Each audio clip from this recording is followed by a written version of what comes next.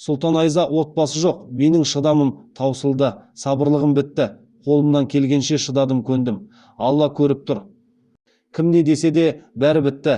Менің анамның алдына келе алмаған адамдарды мен сыйладым. Үсті астына түсіп, анаммен танысуға, анамның алдынан өтуге қашан барды. Ерсұлтан қырқынан шығарда, бір күн қалғанда ұят болмасын деп анамды кафеге шақырдық, танысайық деп. Ол бұлай тұрсын. Күнде сұлтанның көңіл күйі болмаса менен өшін алады. Сені балаңмен алдым, сен андайсың, сен мұндайсың деп бала түнімен жыласа мені боқтап. Ұрып неше айдан бері шыдап жүрдім. Болды, мен әлсізбін. Назаңдарда басқасы болса да, осы мен идеальный отбасы қылып көрсеткенім қателігім сол.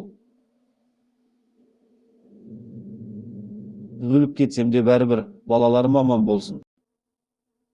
Қосылайықта жәлеп деп айтқан кезі бар. Содан кейін олай айтпайым деп алып бір жыл бойы күнде Айза жәлеп деп күнде естіген сөзім сол сөз.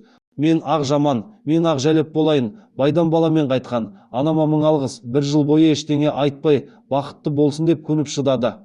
Осыдан кейін маған жоласа, сотқа берем, соңғы сөзім деп жазады Айза.